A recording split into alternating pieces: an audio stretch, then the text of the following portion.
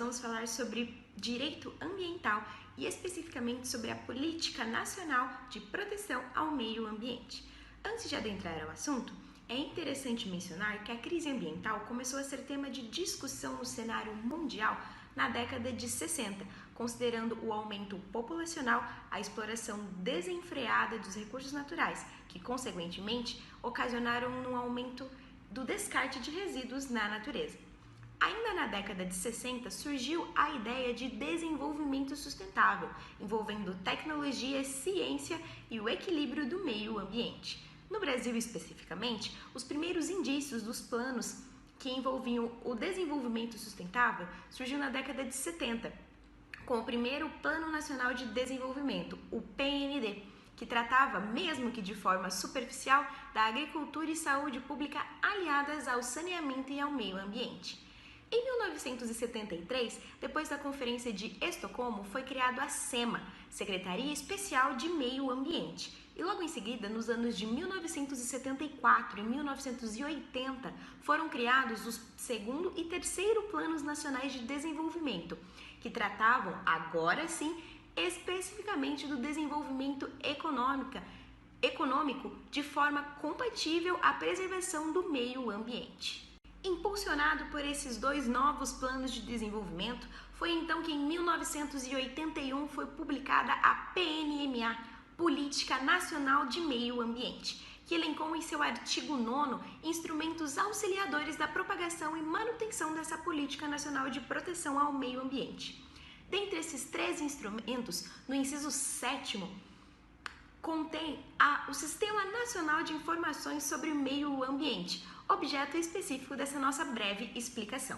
Pois bem, a informação ambiental decorre da crescente necessidade de preservação ambiental, podendo ser considerada como um conglomerado de dados, metodologias e processos que nos levam a analisar a interação harmônica dos elementos naturais, humanos e sociais. Esse sistema de informação ambiental tem como principais características a inter e multidisciplinaridade, porque levam em consideração conceitos científicos, sociais, religiosos e filosóficos, além dos conceitos econômicos e políticos, a fim de discutir os conceitos físicos e biológicos. Seu principal papel é levar aos indivíduos informações sobre os problemas ambientais e possibilitar com que possam enxergar meios viáveis de possíveis soluções. Em contrapartida, há que se mencionar que esse sistema de informação atualmente possui também algumas características que dificultam a produção e disseminação das informações ambientais, quais sejam o crescimento e a urgência da demanda dessa produção e disseminação de informações, haja vista que o meio ambiente está constantemente em alteração. Outro ponto negativo é o desconhecimento das fontes geradoras dos dados ambientais, a deficiência de padronização de metodologias de coletas de dados e indexação, ou seja, e direcionamento, publicação, que ocasionam um acesso restrito às informações produzidas por alguns setores das sociedades, especialmente aqueles considerados estratégicos que envolvem políticas e grandes grupos econômicos, políticos e sociais. Por fim, o último ponto que pode ser considerado negativo são as mudanças sociais, políticas, tecnológicas e científicas provocadas pelas variáveis econômicas, que, como já mencionado, estão em constante movimento, em constante alteração. Bom, de minha parte, é isso, mas de agora em diante serão abordados ainda os critérios para avaliação das fontes de informação, o Sistema Nacional de Informação sobre o Meio Ambiente, o SINIMA, e suas facilidades de uso, bem como o perfil de usuário e as diretrizes necessárias para um sistema de informação ambiental. Oi! Bom, eu vou falar sobre os critérios para avaliação de fontes de informação e sobre o Sistema Nacional de Informações sobre o Meio Ambiente. A gente sabe que a informação ela deve sempre vir acompanhada de verdades e sempre embasada em fatos. Mas o nosso principal tema agora é os critérios de informação mesmo. Silva diz que o layout de uma página da internet não exerce apenas uma função estética, mas principalmente influencia a maneira como o usuário percebe e sente a informação ali disponível. Após muitos estudos, foram apresentados 10 itens para avaliação de fontes de informação. Esses itens são divididos em identificação e consistência de informação, bem como a confiabilidade da informação, os links integrados nela, a facilidade do uso, o layout da página, o suporte ao usuário, bem como restrições e observações percebidas na informação. Dito isso, a gente entra agora sobre o Sistema Nacional de Informações sobre o Meio Ambiente mesmo.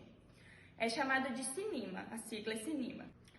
Bom, o SINIMA, ele é amparado pela Lei 6.938 de 81, que diz respeito à Política Nacional do Meio Ambiente. Mas só em 2006 é que ele foi oficialmente lançado pelo Ministério do Meio Ambiente. Esse sistema ele é coordenado pela Secretaria Executiva do Meio Ambiente e foi instituída pelo Decreto 5.776 de 2006, através do Departamento de Articulação Institucional. Bom, ele tem apoio do Comitê Gestor do SINIMA e tem representantes de associações e entidades como do IBAMA, da ABEMA, da ANA, entre outros. Esses subcomitês são divididos em 5, né? Podemos dizer que são subcomitês.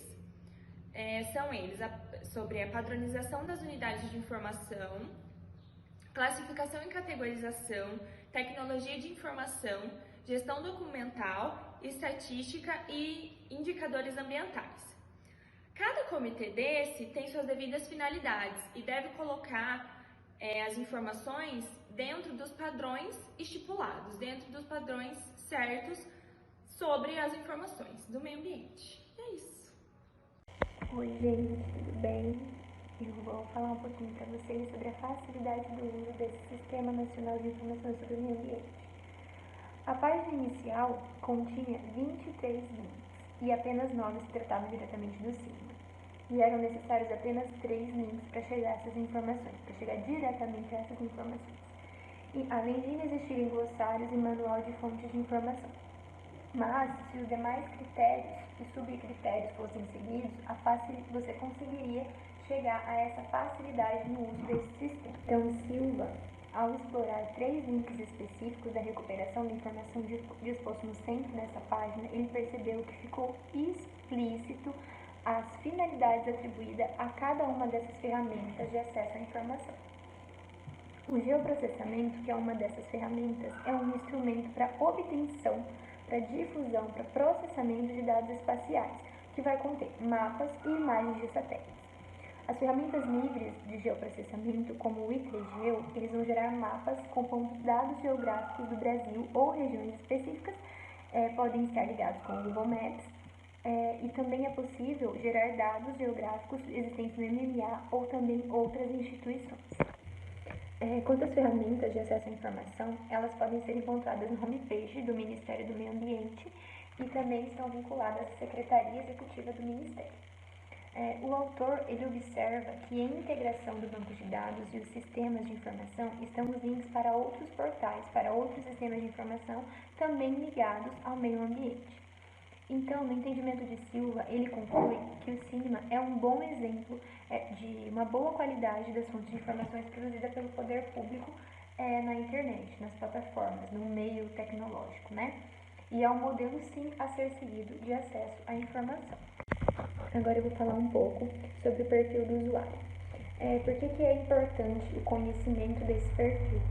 Porque o conhecimento dessas características e das atividades desses usuários que utilizam a informação ambiental é muito importante para a determinação dos produtos e dos serviços a serem oferecidos nesse sistema. E segundo Tavares e Freire, esses usuários eles recorrem sempre a dados estatísticos, a métodos, modelos, equipamentos, pesquisas, tecnologias, projetos e etc. Segundo Caribé, as informações básicas, né, nas áreas temáticas desses usuários, elas são muito diversas, as procuras são diversas. Então, isso dificulta a mensuração das áreas temáticas de maior peso, de maior necessidade, de maior procura, né? Então, é difícil ter esse nível de profundidade, desse grau de interesse pessoal. E os usuários dessa informação ambiental, muitas das vezes, eles não conhecem os serviços oferecidos como um todo. Então, por isso, eles acabam não utilizando de uma maneira correta, porque certamente esses usuários, eles não sabem o que vem a ser esse sistema de informação científica, o que vem a ser essa tecnologia ali apresentada, e tampouco sabem se localizar diante de tanta informação. E por fim, Caribé ressalta que esses usuários eles não estão sendo consultados quanto às suas necessidades, opiniões, expectativas usuais. Então, nesse aspecto, as mudanças que poderiam vir nesse sistema, elas não estão sendo discutidas no canal interativo, não está tendo feedback a respeito dos usuários. Oi, gente, tudo bem? Eu vou falar sobre as diretrizes para um sistema de informação ambiental. Caribe, em 1992, estabeleceu algumas normas que seriam boas para guiar um sistema de informação ambiental como o CINIMA. Então, ele disse que o objetivo principal seria o seguinte: informação de interesse para apoiada de decisões em todos os níveis e de rápida recuperação e acesso, ou seja, que fosse um sistema que você pudesse acessar fácil e que pudesse ser acessível tanto ao profissional quanto a uma pessoa mais leiga, que ela pudesse ter essa informação. E a tomada de decisões é decorrente de exigências constitucionais e de legislação ambiental. Ou seja, essas informações que estão ali, elas têm que seguir o que está escrito na lei, né? Não informações soltas, enfim. E ele estabeleceu que o sistema de informação ambiental deveria apoiar a tomada de decisões e proporcionar 3 coisas. Primeira seria a ampla informação e a facilidade de recuperação rápida e atualizada. Instrumentos analíticos apropriados para atender a pequenas e grandes solicitações e ainda contribuir para a solução de problemas de emergência. A segunda coisa seria a facilidade para prever ou tomar conhecimento do desenvolvimento de áreas problemáticas ou potencialmente problemáticas, a tempo de evitar, remediar ou controlar o problema. Ou seja, esse sistema ajudaria, antes que perdesse, por exemplo, toda uma mata, toda uma área, você pudesse prever o que aconteceria ali se você continuasse explorando de forma, enfim. E a terceira coisa seria a facilidade de mensurar e avaliar as consequências das decisões tomadas, como eu disse. Por exemplo, antes de ser construída alguma coisa, por exemplo, antes da Belo Monte ser construída, você pode ir lá e ver o que vai acontecer se aquilo for devastado, quais serão as consequências antes que seja feito. O sistema ele é composto por uma base de dados com diferentes informações, factual, referencial, bibliográfica, estatística e etc. E quanto às bases de dados, inferiu que elas deveriam atender ao artigo 225, parágrafo 1º, inciso 5º da Constituição Federal. Elas devem ser alimentadas por meio de política de coleta e que seria feita por cada órgão ambiental estadual. Eles ficariam encarregados de acordo com a legislação estadual relacionada ao meio ambiente. Então, em relação a essas diretrizes, seria isso. Então, apesar dos objetivos principais da diretriz para o sistema de informação ambiental, o CINIMA ele acabou se tornando um pouco difícil de ser utilizado por 2 motivos. Primeiramente, antes de 2009 era muito difícil de ser encontrado, então em 2009 fizeram uma reestruturação visível com retirada de links e ele passou a ser mais encontrado. Só que ele não integra todas as bases de dados, ou seja, você não pode só usar ele, porque ele não tem tudo, não contém tudo ali dentro, como deveria conter. E não tem facilidade para que os usuários que não sejam técnicos da área possam usar. Então, deveria ser feito um manual do usuário ou um glossário que possibilitasse que pessoas que não entendam termos técnicos possam usá-lo. É isso, eu espero que tenha ficado bem claro para todo mundo o nosso tema e nosso trabalho, e até mais. Então é isso, pessoal, eu espero que vocês tenham gostado do nosso trabalho e até mais.